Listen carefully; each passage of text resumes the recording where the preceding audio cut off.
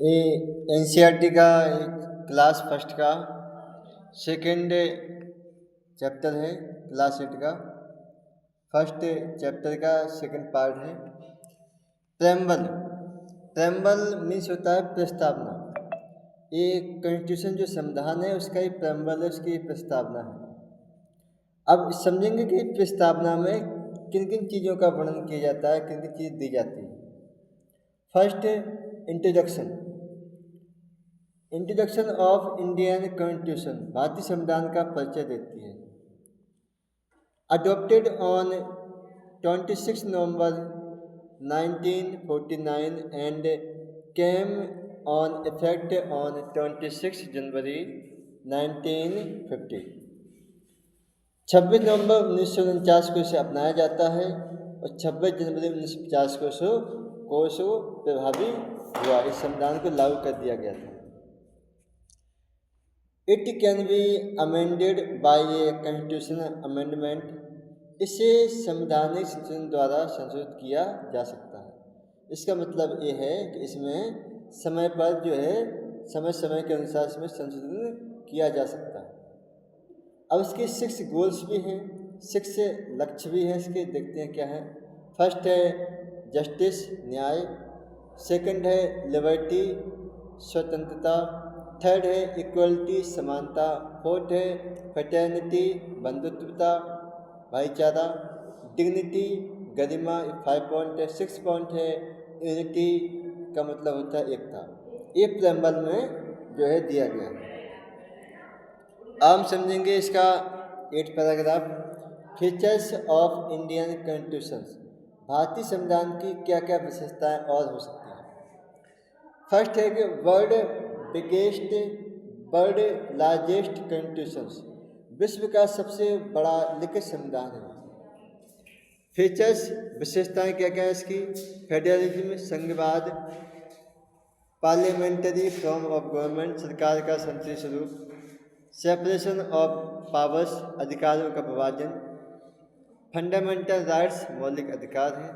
Secularism, धर्मनिरपेक्षता दी गई है इसमें। सेपरेशन ऑफ पावर्स, अधिकारों का विभाजन कैसे किया गया है। कॉन्स्टिट्यूशन संविधान में दिया गया है गवर्नमेंट है एक साइड, दूसरी साइड जो आपके पीपल नागरिक हैं।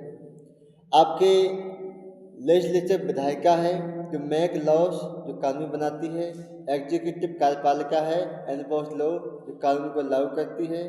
जुडिशरी है आपकी न्यायपालिका है, इंटरप्रिएट लॉ, जो कानून की व्याख्या करती है। फिर स्टेट के बारे में भी इसमें विस्तार से बताया गया कि स्टेट क्या होते हैं। एक पॉलिटिकल इंस्टीट्यूशन, एक राजनीतिक संस्था है। रिप्रेजेंट्स सॉवरेन पीपल्स, संप्रभु लोगों का प्रतिनिधित्व करता है। ऑक्यूपाई ए डिफाइंड टेरिटरीज, ये निश्चित क्षेत्र होता है।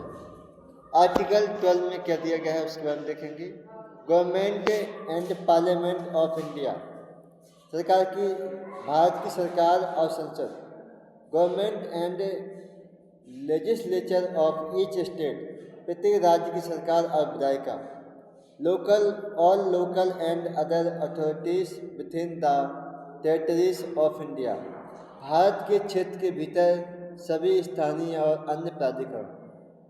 All local and other authorities under the control of goes, इसका मतलब होता है भारत सरकार के नियंत्रण में सभी स्थानीय और अन्य प्राधिकरण। पार्लियामेंटरी फॉर्म ऑफ गवर्नमेंट, सरकार का संसदीय स्वरूप क्या है। Citizens have direct role in election their representatives, अपने प्रतिनिधि को चुनने में नागरिकों की सीधी भूमिका होती है। Every citizen of the country irrespectively of his her social background can contend in elections, देश का प्रत्येक नागरिक चाहे उसकी सामाजिक पृष्ठभूमि कुछ भी हो, वो जो है इलेक्शन लड़ सकता है, चुनाव लड़ सकता है। Clear?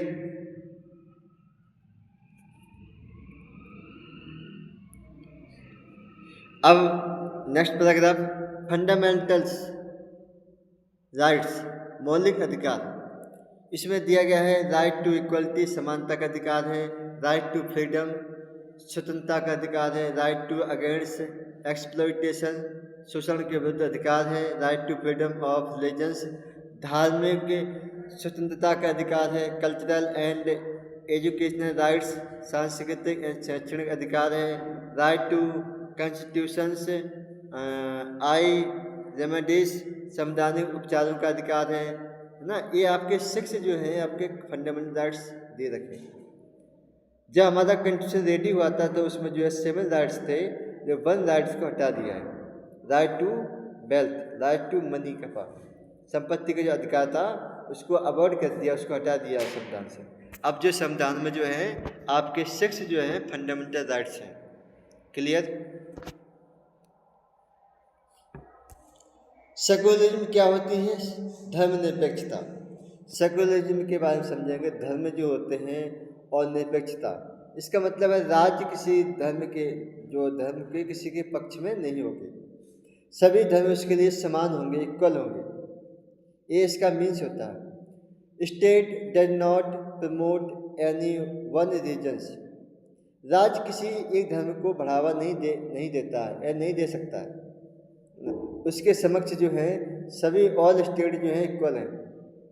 Every citizens have the right to practise any religious, प्रत्येक नागरिक को किसी भी धर्म का पालन करने की क्या है, उसको फ्रीडम है, स्वतंत्रता है।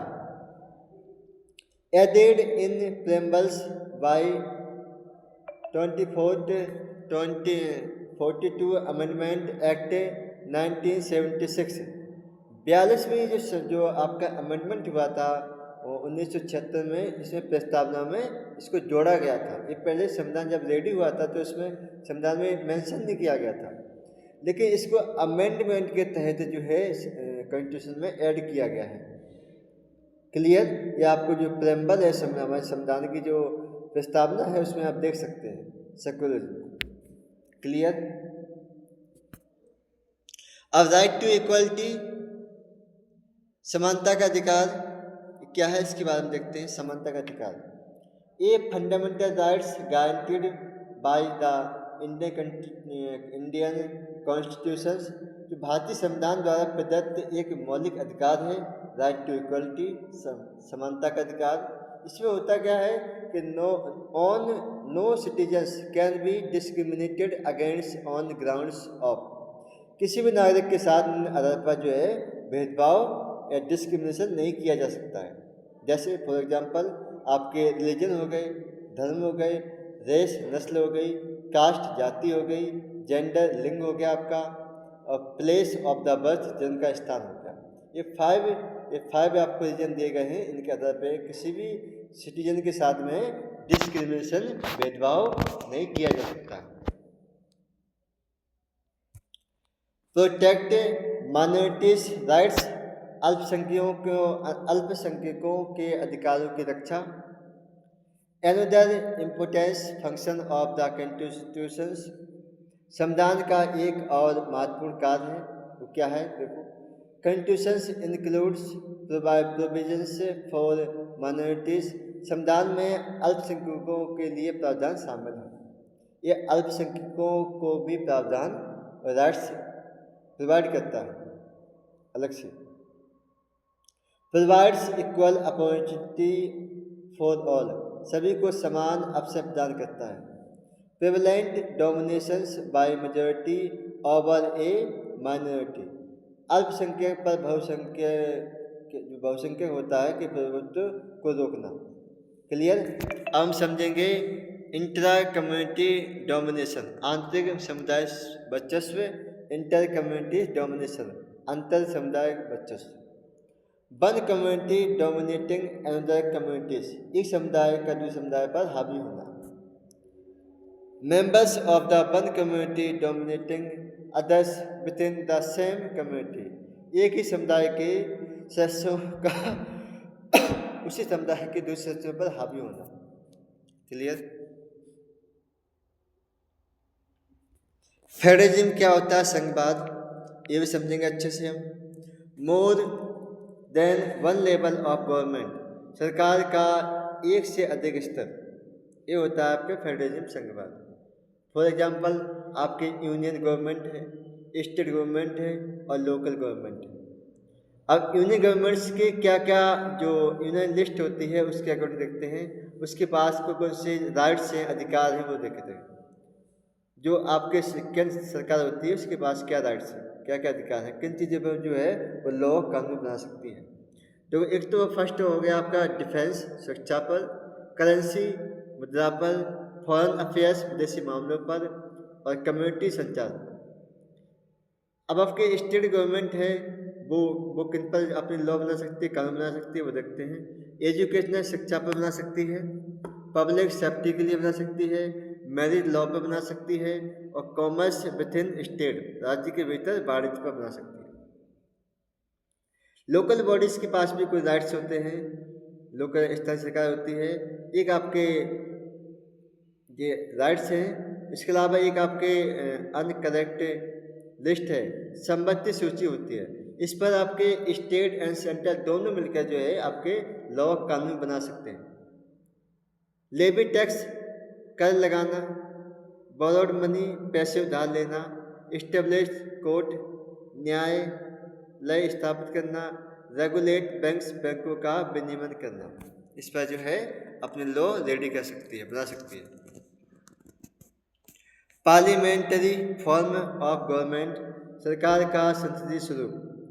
Adopted form British system, British प्रणाली से अपनाया गया है ना। जो पार्लियामेंट सिस्टम जो है हमारे देश संसदीय प्रणाली है, ये कहाँ से लिया हमने? इंग्लैंड से लिया, ब्रिटिश प्रणाली से अपनाया इसको। Executive branch gets its democratic legitimacy from legislative, कार्यपालिका को लोकतांत्रिक वैधता विधायिका से प्राप्त होती है। Executive is held accountable to the legislatives, कार्यपालिका को विधायिका के प्रति जवाबदेह ठहराया जाता है। सिस्टम्स व्यवस्था, लेजिस्लेटिव्स ब्रांच विधायी शाखा है, पार्लियामेंट संसद है। एग्जीक्यूटिव ब्रांच कार्यकारी शाखा है, गवर्नमेंट जो सरकार है। ये दोनों जो है अकाउंटेबल होती हैं, उत्तरदायी होती हैं। एक आपके जो थर्ड स्टेट है, वो थर्ड जो है वो आपके प्रेसिडेंट राष्ट्रपति हैं। ये आपके हेड ऑफ द स्टेट, राष्ट्र का एक प्रमुख होता है।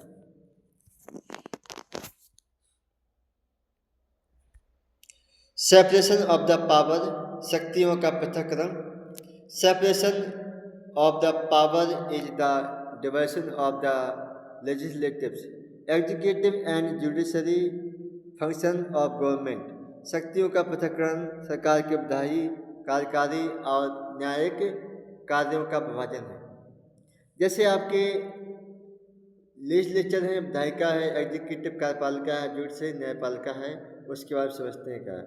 जो आपके विधायिका होती है, लेजिस्लेचर होता है, our elected representatives who make laws, हमारे चुने हुए प्रतिनिधि जो कानून बनाते हैं।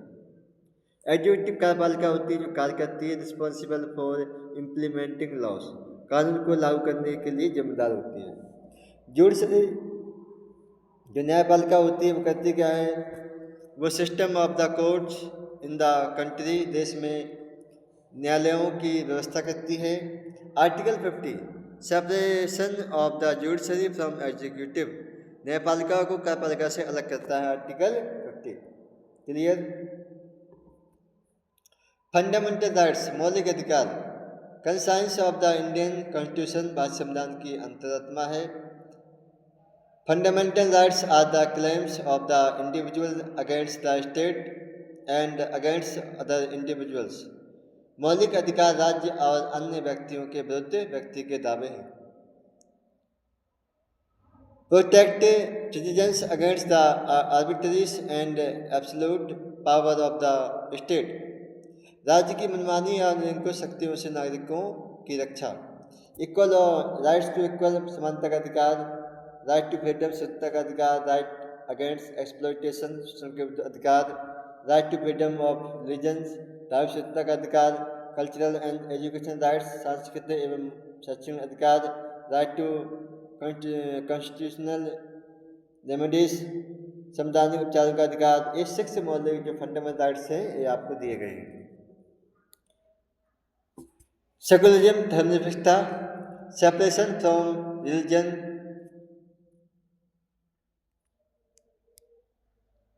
Separation from religion and having no state religions, धर्म से अलग और राज्य की कार्य का न होना। Separation of the religion from political, economic, social and cultural aspect of life, धर्म को जीवन के राजनीतिक, धार्मिक और सामाजिक और सांस्कृतिक पहलुओं से अलग करना। वेस्टर्न सेकुलरिज्म, पश्चिमी धर्मनिरपेक्ष क्या है? Restricts on interference of religion and state in each other affairs, एक दूसरे के मामले में धर्म और राज्य का हस्तक्षेप न करना। इंडियन सेकुलरिज्म, भारतीय धर्मनिरपेक्ष क्या है? All religions are equal to the state and state can have positive interference in religious matters, राज्य के लिए सभी धर्म समान हैं और राज्य धार्मिक मामलों में सकारात्मक हस्तक्षेप कर सकता है। क्लियर?